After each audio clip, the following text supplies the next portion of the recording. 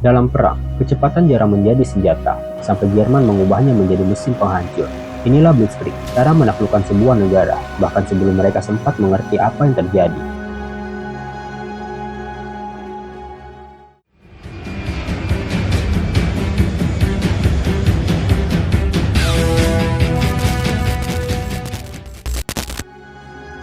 Sebelum Blitzkrieg lahir, dunia telah menyaksikan salah satu tragedi terbesar dalam sejarah militer, Perang Dunia I. 4 tahun penuh perang parit, membuat jutaan tentara tewas hanya untuk memperebutkan beberapa meter tanah. Garis depan hampir tidak bergerak, dan Eropa berubah menjadi lautan lumpur yang dipenuhi kawah artileri. Bagi Jerman, pengalaman ini menjadi luka sekaligus pelajaran pahit. Mereka menyadari bahwa perang yang lambat dan statis hanya membawa kekalahan dan kehancuran. Ketika Perang Dunia I berakhir pada 1918, militer Jerman bukan hanya kalah, tetapi juga dihina dan dibatasi oleh perjanjian Versailles. Namun di balik keterpurukan itu, para perwira muda Jerman merenungkan sesuatu yang berbeda. Bagaimana jika perang berikutnya tidak boleh berlarut-larut? Bagaimana jika kejutan dan kecepatan bisa menggantikan perang parit yang dingin dan penuh penderitaan itu? Dari pemikiran inilah, benih Blitzkrieg perlahan tumbuh. Pada dekade 1920-an dan awal 1930-an, banyak negara masih memegang doktrin lama. Kuda masih dipakai secara luas, artileri ditarik manual, dan tank dianggap sekedar pendamping infanteri. Jerman melihat potensi yang jauh berbeda. Bagi mereka, tank bukan hanya perlindungan berjalan, tetapi inti serangan itu sendiri. Tank harus bergerak cepat, infanteri harus mengejar dengan kendaraan, dan komandan harus berkomunikasi melalui radio, bukan pesan tertulis yang dikirim kurir. Inovasi sederhana tetapi revolusioner. Setiap tank Jerman dipasangi radio. Pada saat negara lain masih memakai isyarat tangan atau bendera, tank Jerman bisa bermanuver secara fleksibel, mengubah arah, mengepung, atau mengejar musuh dalam hitungan detik. Inilah fondasi utama yang kelak membuat Blitzkrieg mematikan. Di Akademi Militer, para pemikir seperti Heinz Guderian memperkenalkan cara pandang baru. Kecepatan adalah senjata. Perang bukan lagi soal jumlah, melainkan kemampuan mengacaukan pikiran lawan. Musuh harus dibuat bingung, komunikasi mereka harus dipotong, dan pertahanan mereka harus ditembus sebelum mereka menyadari apa yang terjadi. Blitzkrieg bukan sekedar strategi militer. Ia adalah filosofi baru tentang perang sebagai gerakan cepat, terorganisir, dan tak terduga. Ketika Jerman menyerang Polandia pada September 1939, dunia tidak hanya terkejut oleh pecahnya perang, tetapi oleh kecepatan serangan Jerman. Dalam hitungan hari, garis depan Polandia runtuh dari berbagai arah sekaligus. Tank-tank Panzer berada jauh di depan. Luftwaffe menghancurkan komunikasi dan posisi penting, sementara infanteri bergerak secepat truk komersial. Polandia tidak punya waktu untuk menyusun pertahanan berlapis. Dalam 36 hari, negara itu tumbang. Untuk pertama kalinya, dunia melihat bagaimana teori yang dibangun Jerman selama 2 dekade terakhir berubah menjadi kenyataan yang mematikan. Amerika dan Inggris menamainya Lightning War atau Perang Kilat, sebuah istilah yang kini melekat sebagai identitas Blitzkrieg.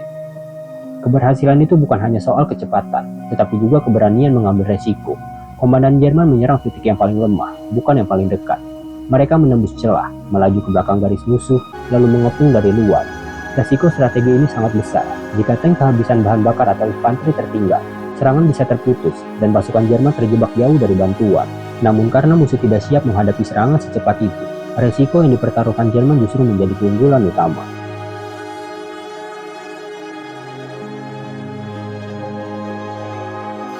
Meskipun kemenangan di Polandia terlihat spektakuler, Blitzkrieg masih jauh dari sempurna. Tank-tank Jerman sering kehabisan bahan bakar, koordinasi antar unit kerap kacau, dan medan yang berlumpur memperlambat gerak. Namun satu hal terbukti tak terbantahkan, kecepatan dapat mengalahkan persiapan. Blitzkrieg masih dalam tahap awal, tetapi awal yang sangat mematikan.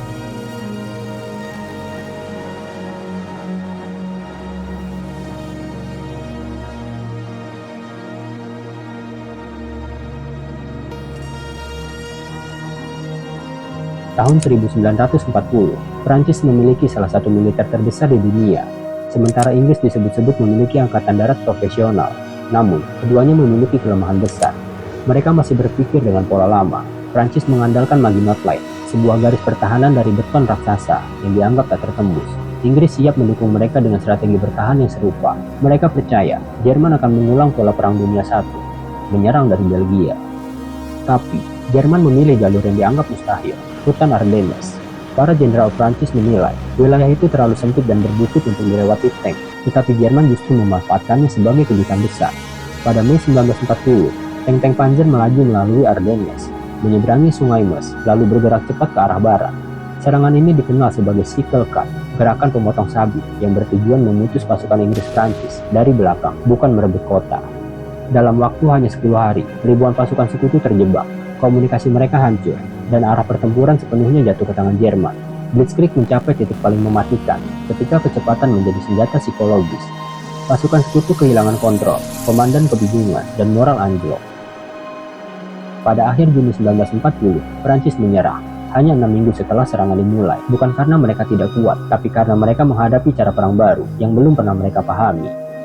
Blitzkrieg telah berubah jadi teori menjadi senjata pemecah negara dalam waktu yang sangat singkat. Blitzkrieg sering disalahartikan sebagai perang tank belaka, padahal kekuatannya terletak pada perpaduan unsur-unsur yang bekerja seperti satu tubuh. Tank menembus garis depan, infanteri bermotor mengejar untuk membersihkan sisa-sisa perlawanan, sementara pesawat Stuka menghancurkan pertahanan penting, bunker, jembatan, dan jalur kereta. Semuanya terhubung lewat radio, sehingga setiap unit bisa bergerak cepat menyesuaikan kondisi di lapangan.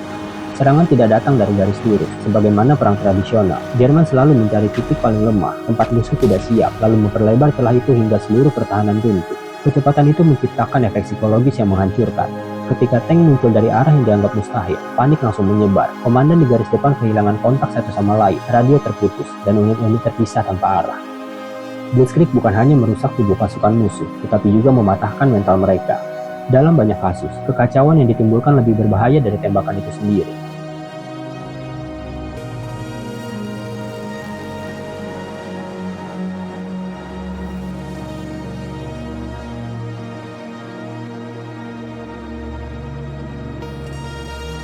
Blitzkrieg selalu dipuji sebagai strategi yang memukau karena kecepatannya, tetapi di balik keberhasilan awalnya, terdapat kelemahan besar yang seringkali tertutup euforia kemenangan Jerman. Operasi kilat ini sepenuhnya bergantung pada logistik. Setiap tank membutuhkan bahan bakar, setiap divisi membutuhkan makanan, peralatan, amunisi, dan spare part.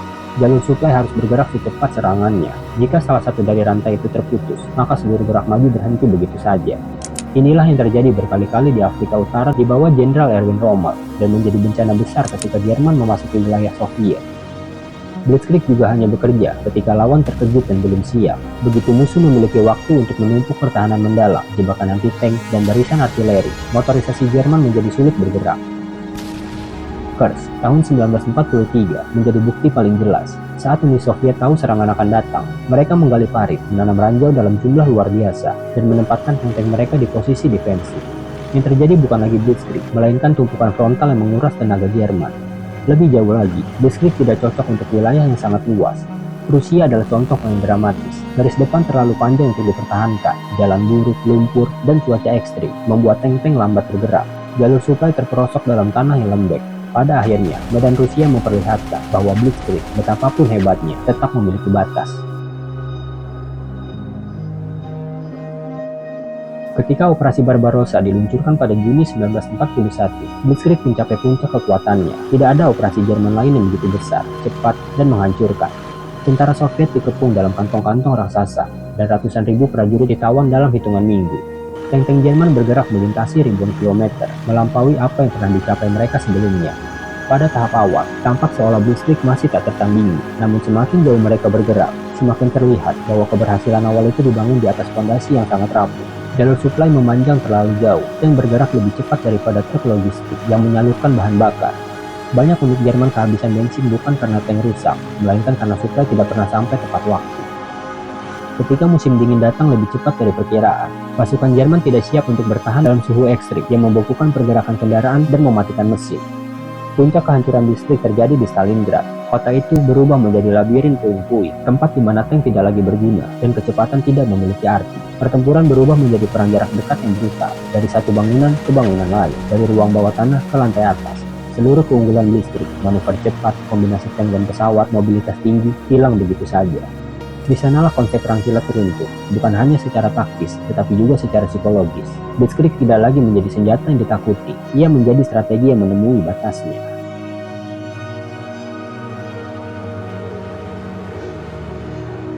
Meski akhirnya runtuh, Blitzkrieg meninggalkan warisan yang jauh melampaui Jerman.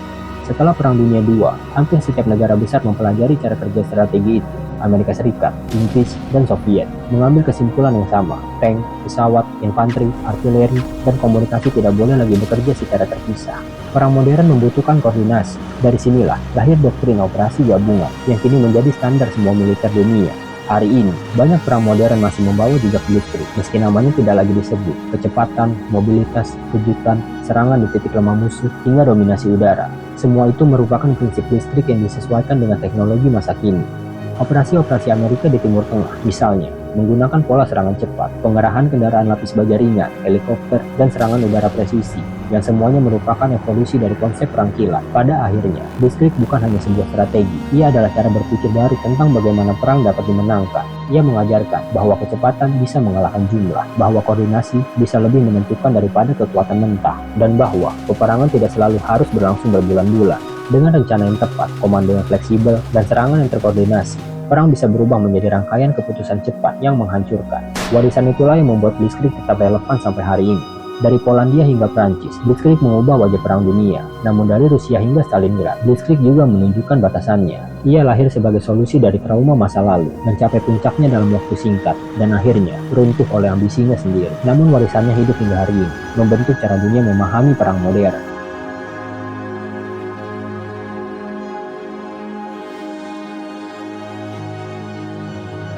Jika kamu merasa kisah ini penting untuk terus diingat, bantu kami menyebarkannya. Suaramu adalah bagian dari kisah itu sendiri.